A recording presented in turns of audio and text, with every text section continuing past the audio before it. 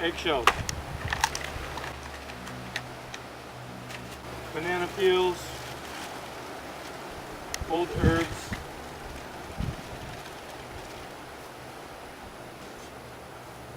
chop it up.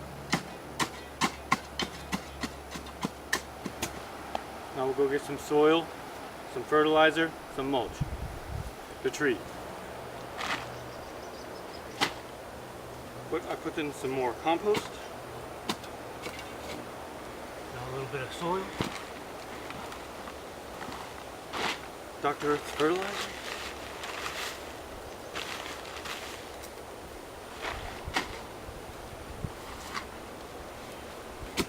Mix it.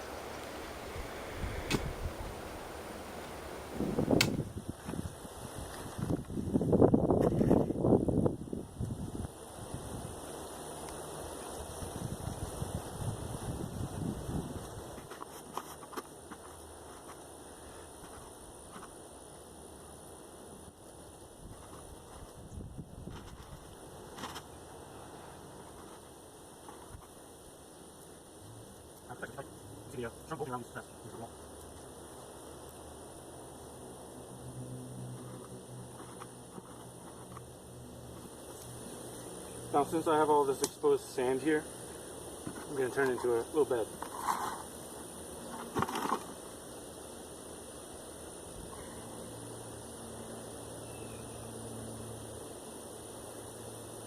Okay.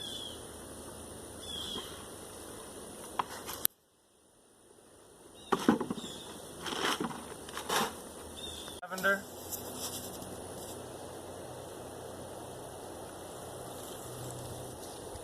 Comfrey.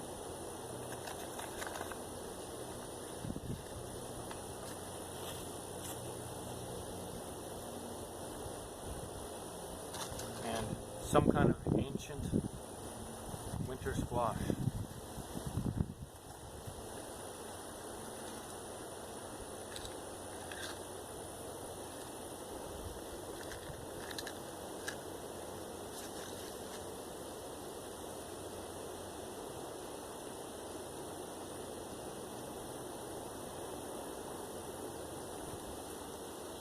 I'll partially cover it with grass clippings, a light covering. This may cause tons of weed seeds to be in this bed. We'll see. Also going to make a border with it to keep the pusley from coming in. And the water.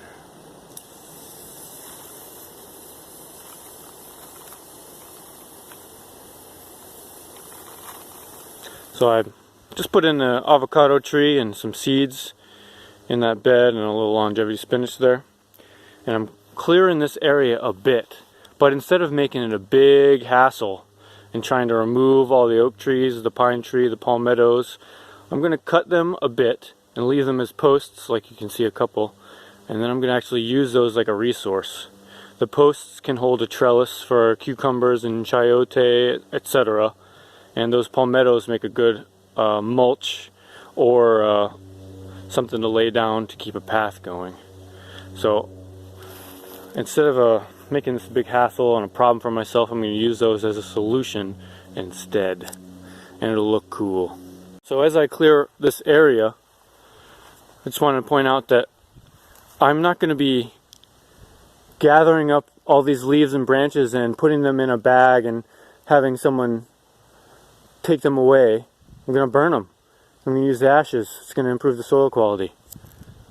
Took an edible weeds foraging course with Green Dean, and I harvested some purslane while I was out there, which I'm going to plant. I'm thinking right here in this neglected area by this compost bin, this tumbler, would be a good spot for some purslane. I might move the rocks and keep the grass out of there.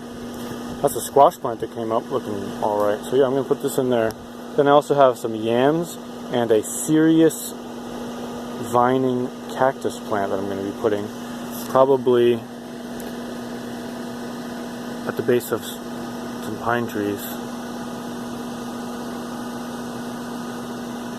That serious cactus vine is apparently an uncultivated variety of dragon fruit. It's supposed to taste pretty good. I'm happy about this. I used some extra cardboard boxes. Hoping to have some radish sprouts coming up in here soon. Radishes are one of the quickest little plants to grow. This bed's doing good. Tomatoes, radish, greens, mustard greens, green onions, chives, marigolds, Mexican oregano. I think there's an herb in here called culantro. It's this one down here, very spicy. Those long leaves, but I'm not sure. My squash have been doing a lot better. It seems like those little beetles that were eating them up haven't been coming now that the weather's cooler. So maybe I'll actually have some success growing squash. That is a Seminole pumpkin right there. And I have Cherokee Trail of Tears beans growing up this trellis. I think they usually prefer warmer weather, but I'll just test them out, see how they do. I will be planting probably an Asian winged bean in that empty pot right there to see how that does, because apparently that's a little better for a cooler weather. Other than that, in here I have a few mystery seedlings coming up, and you might see some tiny red Russian kale there. Over here is a really productive bed of greens. It's mostly radish greens in there, some mustard greens. I actually freshly harvested this, so it looks much sparser now than I did a couple days ago. But getting a lot of production out of that. And one stick of cassava coming up. I keep cutting back that cassava and giving it to the rabbits. I'm doing that actually all over the garden. Also doing it here. All those sticks are cassava, and also back here. But I've decided that after I harvest this cassava this year, all these cassava sticks, I'm going to harvest the roots. I'm not going to be putting them in raised beds like this anymore because I feel like they are competing too much with the little seedlings. As you can see, these seedlings aren't doing very well, and these ones aren't doing very well either. And there's somewhat of a bare spot around this one too. So in the future I'll be putting cassava out there in the sand, maybe mix some compost in with it. Alright, so I realized that I have a new plant back here.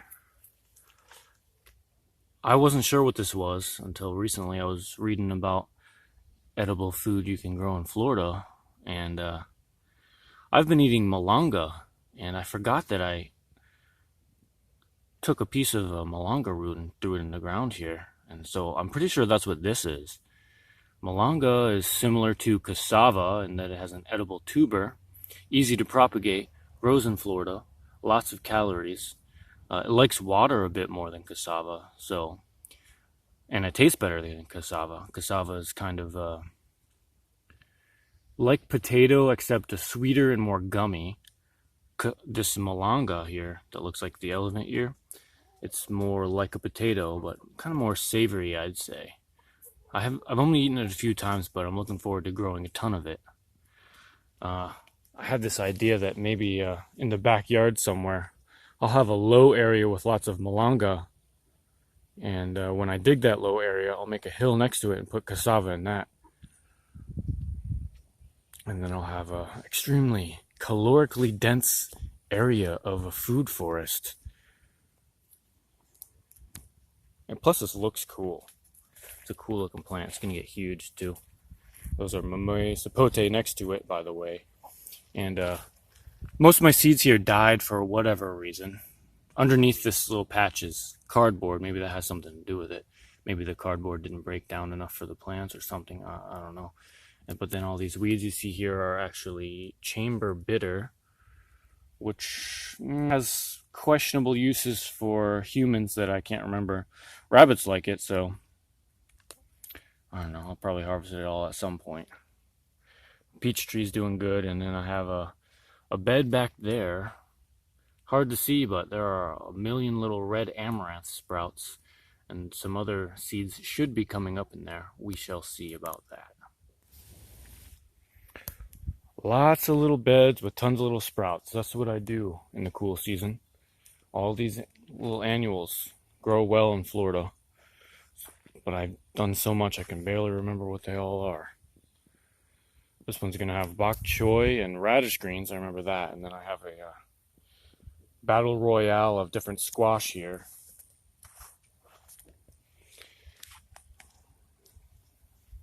Recently had a huge fire, a few huge fires, and I let it burn out into the yard, which is cool. These ashes are kind of good for the garden. Plus now I can walk past this easier.